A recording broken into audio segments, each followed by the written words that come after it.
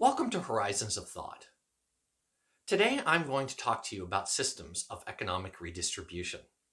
This is a very difficult topic because if you imagine yourself as a politician who has some power over your country or your state or your county, if you get this one wrong, you can hurt a lot of people.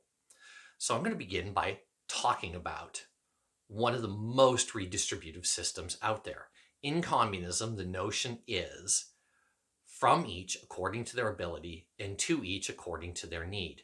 The idea is that everybody works hard and produces what they can based on what they're able to do, and everybody takes from that system what they need to survive and have a decent life. A system like this, however, requires political consolidation. The problem there is that if you want to redistribute goods fairly, you have to have a bureaucracy that handles the redistribution of those goods. And who is going to be in charge of that bureaucracy that handles the redistribution of goods? That's not such an easy thing to deal with because those bureaucracies might be run by good and well-intentioned people to begin with, but it's very easy for those whose intentions are not good and pure to take over those systems. It's also very easy to find out that you're not so good and pure yourself when you have control of systems like this. And the same thing happens even in non-communist socialist systems that reduce the power of democracy. If you look in Venezuela today, where they nationalized their gas and oil production, in the early days, it seemed like it was working quite well. There was a lot of prosperity and a lot of education, and people were doing well. And now, if you look today, the situation is unbelievably dire. People are suffering in misery in Venezuela today, despite the fact that Venezuela has more oil reserves than nearly any country in the world. In fact, any country in the world. It's got more than Saudi Arabia right now. And yet they have no way to access these very wonderful resources that could help their people. Having said that, socialist systems are not necessarily going to be anti-democratic. We have democratic socialism in various parts of the world.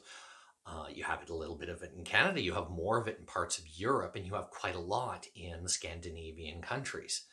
However, the benefit of systems like this is the poor are not too terribly poor and the rich are not terribly rich. It's been quite effective at flattening income disparities and making the country work for all of its people. But on the other hand, this kind of system requires a shared cultural value and philosophy. If you're not going to have a small group of people handle the redistribution, you have to have a society that shares similar culture and value. And what can end up happening in a situation like that is newcomers are not necessarily particularly welcome or treated well. And in fact, newcomers who have very different views of the world can very much disrupt systems like this. So democratic socialist systems have to weigh the balance of how much redistribution they're able to accomplish with how much diversity they can handle in their societies. There is one in India called the Kerala state and a couple of the other states in India that have had very distributed forms of governments that stay democratic, allow people to vote in and out people from power, but have generally had a population that have voted for socialist and even communist style governments. These systems do tend to work better than fully consolidated communist systems because they preserve democratic liberal values. They allow people to vote in and out people from power. And as a result, the distribution systems are themselves distributed. And by having that, it's difficult for individual tyrants to gain control and take over the system and really harm the population. At the other extreme end in history would have been Britain in the 19th century with its laissez-faire capitalism. The idea there that various business owners had the right to pretty much do whatever they wanted, and the government wasn't going to interfere with what they were doing. Instead, the government was going to let them build up their businesses and build up their capitalist systems. On the one hand, it created an enormous amount of prosperity overall in Britain, but for the longest time, it allowed for an incredible underclass of people who were living in absolute misery. Many of them hoped by committing petty crimes that they could be deported to the Americas or to Australia or to other places from the 18th and 19th century because they might be able to have a better life if they just got out of the United Kingdom. That is a very, very difficult reality to be in. One of the worst examples of what happened with laissez-faire capitalism was the Irish potato famine. you had a lot of people in the United Kingdom who thought that the best thing, or in England in particular, who thought that the best thing that could be done for Ireland during this famine wasn't to go and feed people who were starving, but to insist that they reform their systems so that they were more capitalistic. This caused a famine and a number of deaths and people leaving the country so severe that Ireland to this day does not have the population that it used to have before the beginning of this great famine.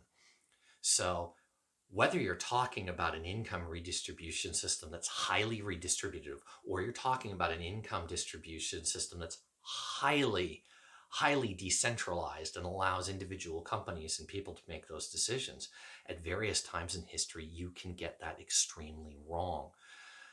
If you have an environment where people are able, in theory, to make their own businesses, and you create a welfare system that disincentivizes work, you can create generations of people who live on welfare.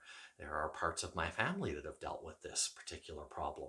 It can be very difficult for people to get out of that and to go into work if what they've seen from their parents and their grandparents and their great-grandparents is people living on welfare. It may not seem like a lot of money to those who are able to make money, but it can be considerably more than nothing and make a life just comfortable enough that people are willing to endure it. On the other hand, if you decide that you're going to have no income redistribution in a time like now where the world is being ravaged by a pandemic and you're demanding that people stay in their houses, you're going to open up the doors of those houses in a few months and find a lot of dead people who starved. It's very, very important to have more income redistribution when people are unable to earn for themselves. Similarly, when people are able to earn for themselves, often the best thing you can do is to help them help themselves. Planning, preparation. That is one of the things that will allow poor people to get richer in normal times more than anything else you can imagine. If people know how to plan ahead, if they know what it is that they want to do in the future, if they have the ability and the skills to save money, no matter how meager what they earn is. I've seen people who only earn $2 a day able to save a considerable amount over a year through the simple application of village savings and loans. It is incredible what even very poor people can do for themselves if they have simple tools and simple help.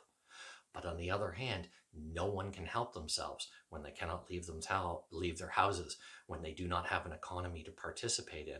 They will need help, at least temporarily, in order to continue on with their lives. So with that, I hope that when you consider your views on economic redistribution, you consider all of the different views that exist in the world very carefully, that you recognize the dangers of consolidation of power, and you recognize the dangers of being cruel to people who desperately need your help right now, and you recognize the value even of people who do desperately need help, the value of giving them the tools to help themselves. These are the things that will help inform your thoughts on this topic, that will help you inform good policy as you gain power over the world and you gain power over economic systems, so that your votes, your calls to office, your business running, all the things that you do are done in order to benefit the world and not just yourself. So with that, I hope you enjoyed this program, and if you did, please hit the subscribe button and the bell and hit the like on this video. If you wish to support this channel, please look below to the donor box and click on the donor box.